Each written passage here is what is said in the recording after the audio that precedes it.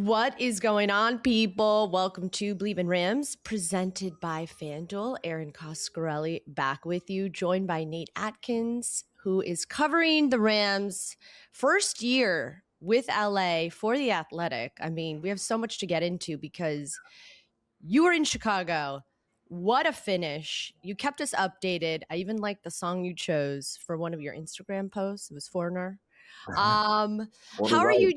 How are you doing? First of all, welcome back. You stayed a couple extra days in Chicago. But I mean, what a crazy game to witness in person, a walk-off field goal in overtime by Harrison Mevis. This is a guy that was undrafted. Special teams had been an issue. And the Rams pull off a W in crazy weather at Soldier Field. What was that like? Yeah, it was so inviting to be out there in the cold after 70 degrees and sun in LA that I had to stay a couple extra days. Yeah, I just happened to have family there, but it was oh my gosh, that was kind of what I always dreamed of back when my first job out of college was covering the Bears and living in Chicago. And the Bears were what they often have been. You know, back then I think they went 5-11 and 6-10. The 2 seasons I was there, but I always wondered what that environment would be like for a playoff game where you got a stadium on the lake effect wind, the snow that settles in, the temperatures that time of year. And here we go. We not only got that playoff game, but it was elements wise every single thing that it could have been in a fairy tale where, I mean, it was about 20 degrees when we get there. It's just sort of overcast and it's not windy. And you're like, all right, it's just a cold day. And then just throughout that game, it just built to this snow globe in moments toward the end of it. When it got into overtime, it's like the later that game got, things just kept changing from the winds to the amount of snow to the way it piled up on the turf, where it went from light flurries to all of a sudden sheets of snow underneath. And you saw just the way that played into the matchup and why home field advantage was important, because the Rams spent an entire week out in the sun in LA, and they seemed to, in the Bears, they were out in their elements and in the cold in some snow in Chicago.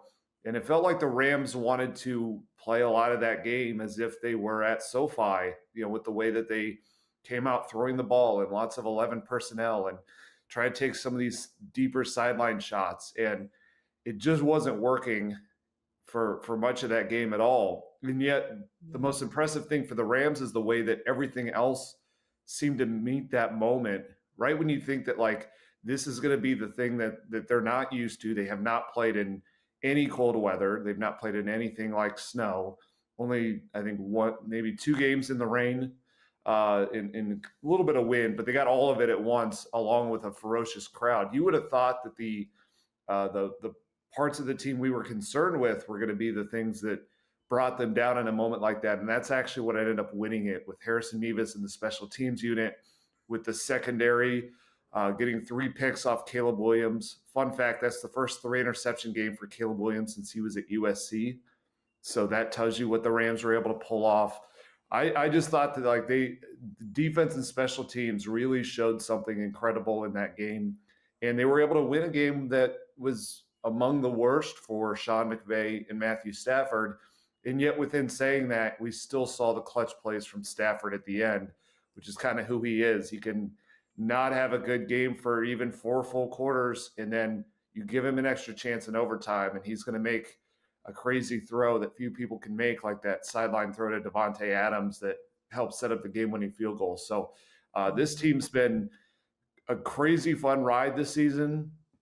But the thing that's standing out to me is the fact that the games that these chaotic, crazy finishes that they used to lose by in the regular season is pretty much they would either blow teams out, or if it got crazy close, they would be on the losing end. They're now the ones that are winning that. And they feel like they're living what Sean McVay talks about, being calloused by defeats and growing from that. And it's like they're not afraid of these moments anymore. And you just saw so many plays from guys other than Stafford and Adams and Nakua that made that happen that night. And I think it's a sign of a really good team, even when there were a lot of things they wanted to do that they couldn't do that night.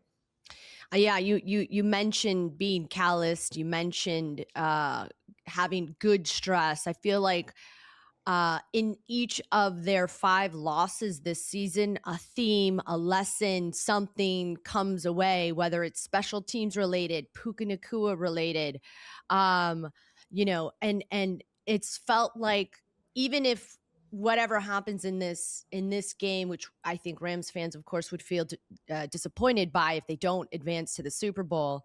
One of the things we've really appreciated is how this team's responded in moments of adversity and going against. I was at my best friend's house in Chicago, in Los Angeles. So she's from Chicago. So it was essentially a Bears watch party. And to hear the emotional highs and lows, I mean, I had to stand up the whole time because even if you're just a football fan, it doesn't matter who's you're rooting for. Those last moments of the game were the highest highs and the lowest lows for if you're rooting for a specific team. And that must have felt insane for you to be on site at Soldier Field, one of the most iconic locations in football history. And then what was the ending like for Chicago fans? Because to go from that crazy, unbelievable pass. And by the way, I went to USC, so I find Caleb Williams someone I root for just because of his story alone. And by the way, Bears fans, you are good to go for years to come with a talent like Caleb Williams. Yeah. So I was disappointed for Bears fans. I'm sure they had their heart broken on Sunday, but you guys are going to be fine in the NFC moving forward with a young guy like him. But what was that moment like? I mean, that must have been insane for you. Yeah. Yeah, it was crazy. It was, a great environment to be in from start to finish anyway. And one of the interesting parts of the setup there is that they did not have enough suites at Soldier Field for the entire broadcast team. So the Rams Spanish broadcast team was in the press box with us. And so when the Rams would when they would score and they'd have these big crazy moments. I mean, like this press box that's normally just sort of trying to sit there and work, all of a sudden has this broadcast team just going absolutely crazy. And so you felt those emotional swings because then when the Bears made huge plays like that Caleb Williams one, I mean, it was like a painful silence from him, and then you could feel that from the Rams.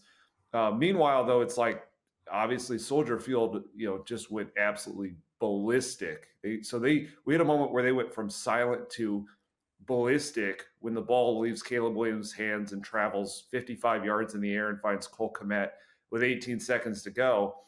And then, a few minutes later after that, we see the absolute opposite of that, where Harrison Mevis lines up for a field goal. That crowd's trying to make this incredibly hard on a kicker in his first year who's never been in a spot like this. And they know what field goals are like at Soldier Field. They just won a playoff game last week when they were able to do that to 2 different field goal attempts from the Packers. So they're ready for this to happen again for them. And yet that ball just goes right between the goalposts. And like the crowd went from just, level 10 to absolutely silent in just, a snap of a finger. It was just like an absolute silence. The Bears fans realizing obviously that they didn't win the game, but also the reality that like this magical season for them of all the fourth quarter comebacks and Caleb's heroics and beating the Packers and winning the NFC North, it's over now. And like that just shows you the margins in this league. And I remember thinking about, we get down to the Rams locker room and they're blasting music and celebrating before we get in there. And then when we get in there, it's just sort of like everyone is releasing something to somebody else that they're very thankful for. You Davante Adams shouting out Harrison Mevis. You had Sean McVay walking through and shouting out Cam Curl while he's in the middle of an interview. You had Cam Curl shouting out that Kobe Durant needs to get paid now after he had 2 more interceptions, which is kind of funny because Les Snead was right there walking around as he's kind of telling him what to do with this money, but just loving on his teammate. It was just like, and if that kick doesn't go in and the Bears come down and they hit a game-winning field goal, it's a complete opposite situation. Because your season's either over and you could just sit there with the what ifs, or however it happened, you were finding a way to move on, and all your goals are right there. If you want to go to a Super Bowl, you got to win one game now. You want a rematch against the Seahawks after they came back and feel like they stole a game from you the last time out. It's right here next Sunday. So I'd never really covered a playoff run like this. I'd actually only covered one playoff game in the seasons before this, but these two games against the Panthers and the Bears have been as thrilling and nerve-wracking as they get, and yet this team is finding a way to pull them out, and they seem to like be falling in love with the idea that like they're the masters of chaos now and not the victims. Yeah, and you posted something awesome on Twitter. Nate Atkins of The Athletic, he is such a good follow on X, on Instagram, all of the things, because you said how he, and you're talking about Stafford, invites chaos. And I remembered thinking when I was with my friends at this Bears watch party, you couldn't pay me enough, 40 million, 50 million, to go into those environments, get tackled or injure your throwing hand. I mean, it is unbelievable. I just remembered feeling, you're right. We were at the facility all week and it was 80 degrees. It was 75 degrees all week, and a lot was made about the weather by the media. And I could sense from McVay, I could sense from Stafford, it was kind of like they actually didn't want a lot of hype about it. Did you think heading into the game that weather was going to be a factor? I did think it'd be a factor, but I mostly thought what it was going to do is just decrease the scoring for both teams. We have the most explosive offenses in the NFL that run through quarterbacks drafted number one overall. And I just thought that there would be a little less Christmas in the passing game. At the time we didn't know that there would be snow. The forecast was mostly just about it being cold, and it's always pretty windy there. So I thought it was more of a cold wind game, and it would just there'd just be passes that would get away. We saw some of that in Carolina, but now you have the cold. But the snow was a new thing. I think it was a new thing for the Rams. It is interesting, though, to think back to how those players and coaches talked about that week, because I felt like you had a couple of different ideas going on where you're right. McVay and Stafford were very much like, we're not spending any time thinking about this weather. We're not going to worry about it. We're going to play our game. And that's what they went out there and tried to do. They threw on 35 of their first 46 plays. It's crazy. It was like, I think they really thought, we've got Puka Nacua and Davante Adams healthy together. We haven't had that a lot recently. We're going to go out there and show them we can just light it up in the passing game. And that didn't really work. But I think where it helped them is that I think I could sense from the defensive players specifically, and some from the offensive line, that they did not like all this talk nationally about how this LA team's going to come out into the cold and how can they handle that. Several of these players have played in the cold before, but at the very least, like if you're a defensive player, most of those guys like playing in elements. It just adds another factor for an offense to try to deal with. It lets some passes get away, lets you make plays that maybe otherwise you wouldn't. But it also there's a sign of toughness that comes with that. And I feel like they felt like all the talk about them not being able to handle weather was ultimately a comment on some of the things that have been out there already about their secondary not being good enough. Is this team tough enough to win in this type of environment? They felt like they played collectively as a team really well in Philly last year in the snow and came up just short against an Eagles team that rolled everyone else in the playoffs. But they got kind of punished by the fact that it was still a loss. And it's like, this team doesn't handle this type of situation. So I can feel the defensive players really got energized by the idea that like, we can go out there and show like, number one, we're a really good defense too. We can make a lot of big time plays. We're not just hanging on and trying to survive.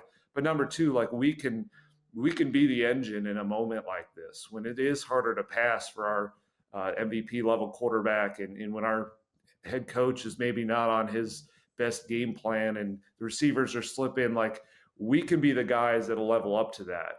And in a different way, Harrison Mevis channeled that too. He's less of like most kickers, less of the sort of fiery type, but he is completely unfazed by weather and elements. He's kicked it in his whole life.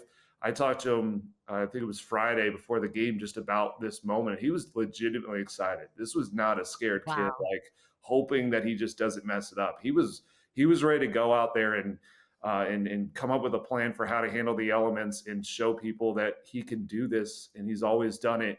Obviously not on that stage, but this was the moment to show like he can do it on that stage. And so I was just so impressed with how the defense and the special teams met the moment in a time when, like, if they don't play that way, this team is not playing this weekend with what happened on offense. But they Yeah. did. And all of a sudden, in a weird way, while that was not the best Rams performance, I actually came out of it a little more encouraged about the team as a whole because I didn't know that their special teams, especially, had that game in them. I wasn't sure the secondary could get quite back to that high interception level it was at midseason. They showed both of those things. And so if you combine that with a bounce back from Stafford and McVay, that's why this team still feels like not only are we playing for a chance to go to the Super Bowl, we still think that like that's our destiny. Yeah. And if you think about, as we shift gears, because on FanDuel Sportsbook, the Seahawks are favored 2.5 at home um, against the Rams. And, I think a lot of people are suggesting that the Rams, just for some reason, uh, are not going to be able to go to Seattle in that hostile environment and close it down because of the game before. But to me, there's a lot of different elements that feel different about this game than I think when they played whatever it was, week 16. Now you have K Dot back healthy, run game looked pretty good. Q Lake and getting him back. And then, of course, obviously, Davante wasn't in the game. One of the things, the other X factor, and it always has been, is Sam Darnold is susceptible to an interception.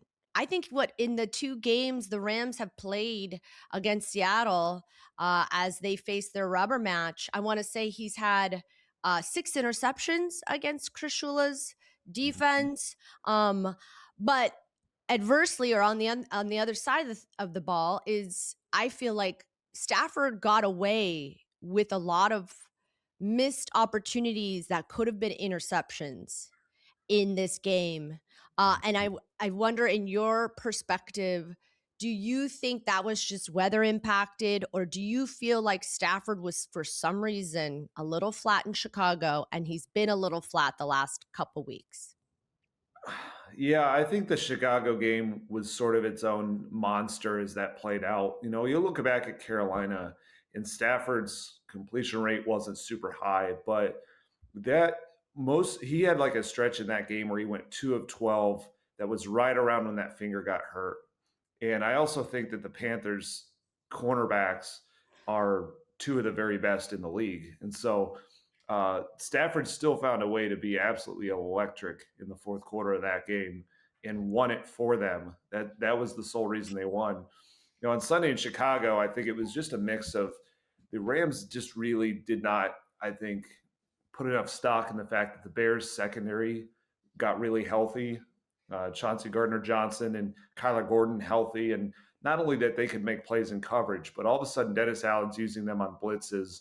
And they were able to really just confuse or surprise Stafford, I should say. He's very hard to confuse, but there just were new things and new wrinkles in a moment like that played out. I don't know. It was weird. There were some miscommunications with Puka Nacua, especially. I noticed a couple of those that could have kept drives going.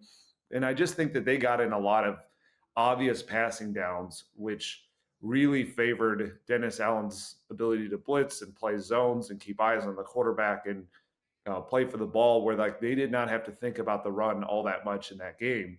Whereas I think the best version of Stafford this season has been when they've used a lot of 13 personnel and they've had a steady higher volume run game where they are running play action. And I think if he was in more of these 3rd and 3 situations and running play action off of that and using tight ends and forcing the defense to deal with the motion and figuring out which of those guys are blocking versus which of those guys are going out on a route, I think he would have been able to find more of the answers there. Instead, it was sort of at times a force feeding to Davante or Puka in these obvious passing downs.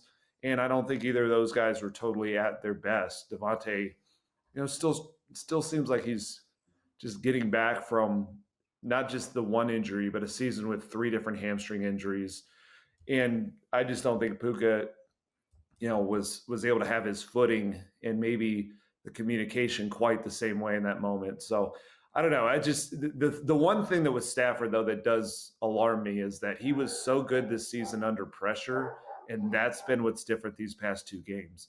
Is that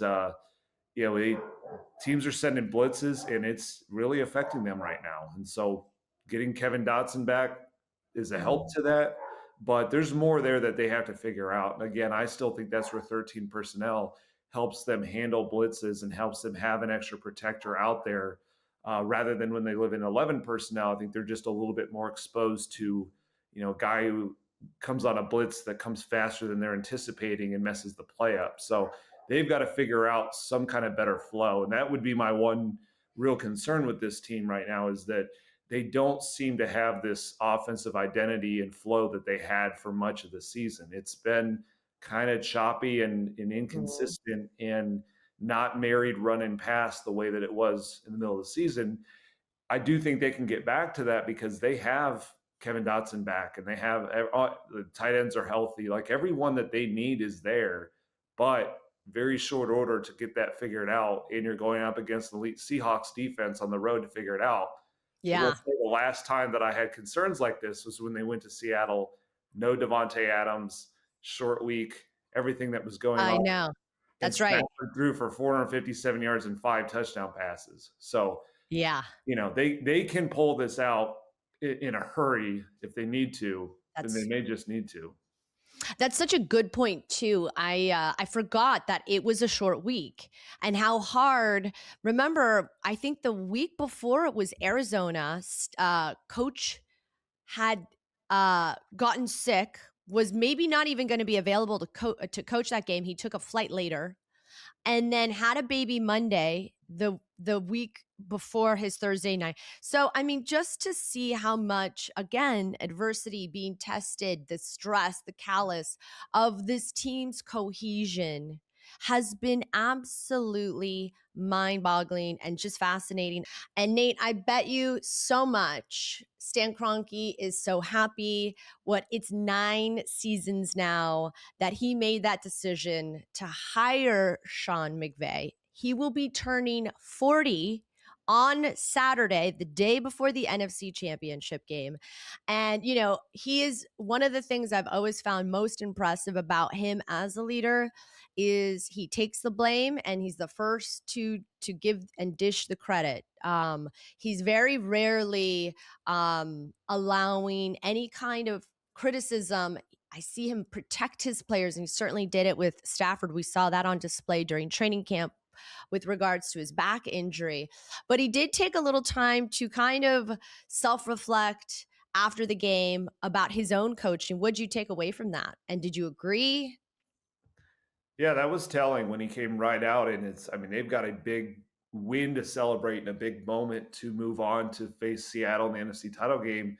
And one of the first things he said is that he just didn't do a good job putting the players in the right position. What's always important to me is the follow up from that, because I've covered a lot of teams and coaches at this point, and coaches are sort of trained and wired to come out early and just say, it starts with me. That was like a line that I've heard so many times, but rarely do coaches actually want to get into where they went wrong. Like it's more of a thing that's like, oh, this seems like what a leader should say, so I'm going to say it. But we don't really get the sort of explanation to that. But Sean got into it in that presser, and then he followed up the next day where he just said that situationally he made some very bad calls. He brought up the 3rd and 1 pitch play to Blake Corum in overtime that he said was a rushed call instead of taking a timeout. He said he never had a good feel for that game and the flow and what they needed to do, and didn't adjust at the right times. Looking back on it the next day, he talked about how while they had a plan that worked for a drive in that game, they needed to realize earlier when it stopped working and get back to the run game in the second quarter than the fourth quarter. So I thought it was pretty accountable, and it was encouraging because that gives you hope that it's going to be different the next time, that they're not just going to repeat it and say, Because I've covered some coaches that just will look at that and say, we had the right calls and guys just didn't make the plays. Like you got to, they don't Yeah. account enough for things like the elements in what they were putting on these players to make cuts on snow like that, and try and find their chemistry when they're in a drought, just throwing it time and again. So it is the staple of Sean McVay, though, is he says, they talk about accountability all the time. And his thing is you have to be the example for everybody. And for him to stand up there and own that, especially after a win. I mean, it's one thing to do Yeah. it. It's maybe harder, maybe less fun to do it after a loss because you're just upset about everything. But after a win, there's a lot of coaches that'll just say, like, all that matters is the win and we got the win. Instead, he's going at something knowing we're happy we won, but our goal is more than just winning the divisional round. We want to win the NFC Championship game. We want to win the Super Bowl. For them to do that, they have to get better in all the margins. And one of the big margins is their offensive attack, their offensive identity. It's been so good, but has been choppy the last few weeks. He knows he's got to fix that right now. And I think that urgency for Sean to address things that aren't right even when they're winning has been one of his best traits. And I go back to making that kicker change at midseason. And like, I know in the moment fans thought it was like you have to get a different kicker in there. I'm just saying that is harder than it sounds to actually play out, because first of all, they have to go find a kicker in a league where the ones that people know are good are not just sitting out there waiting. They went out for a guy who had never attempted a field goal in the NFL. And you're going to ask him to be the solution in these big playoff games as a rookie.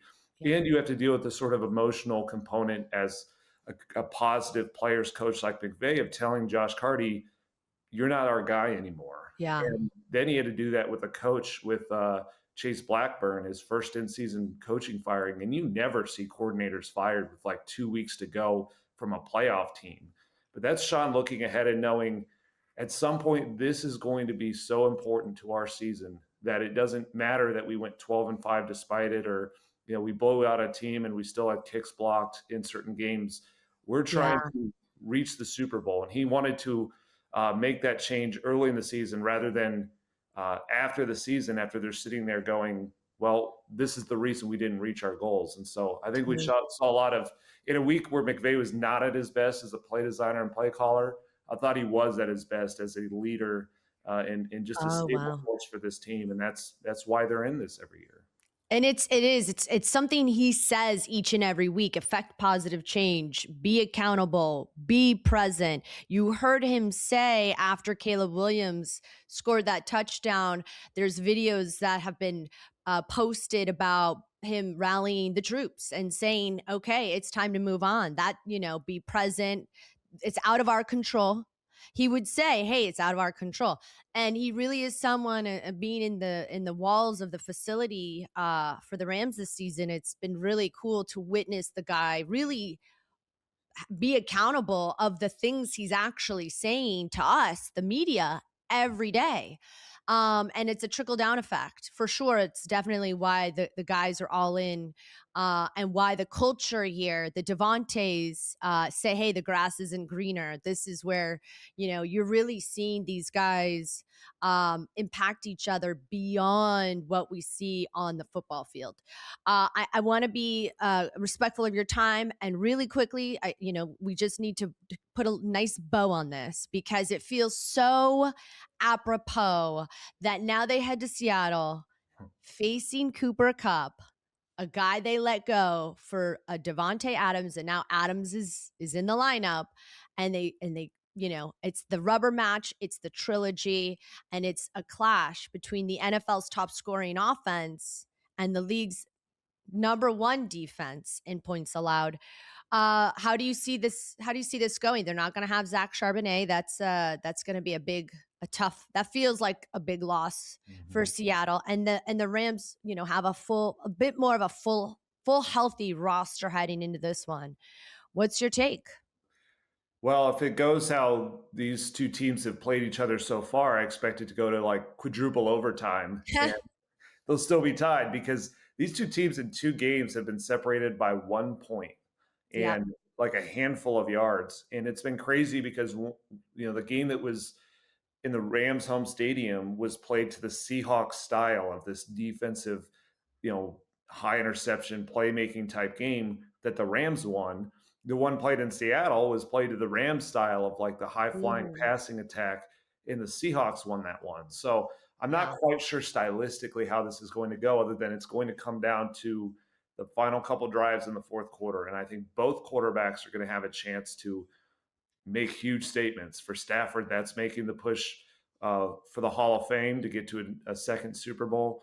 And for Sam Darnold, that's to answer, some of the questions about can he be that guy in the fourth quarter.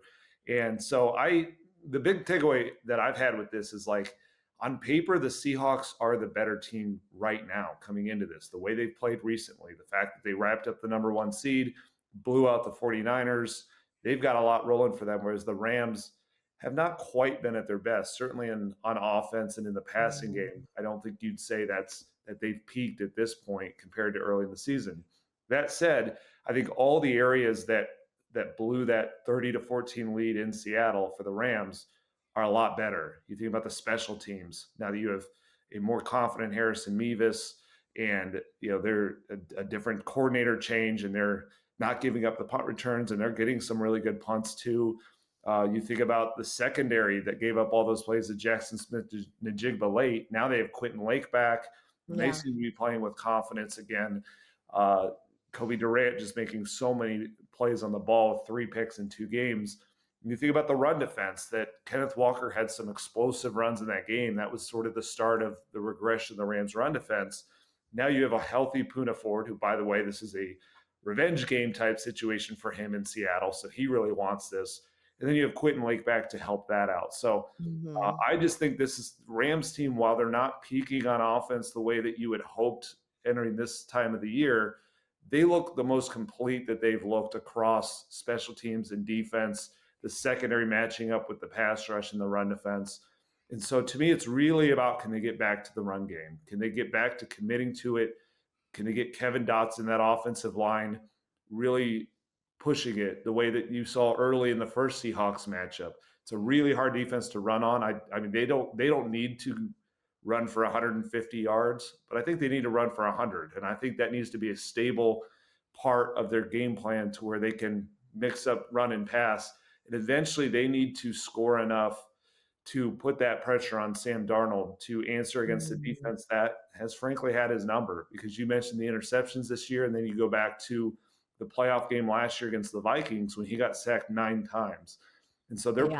want to put him in this blender where he's having to decide, do you want to take more hits from the pass rush that crushed you in the wild card or in the playoffs last year, or do you want to test these DBs when they've been making plays on you?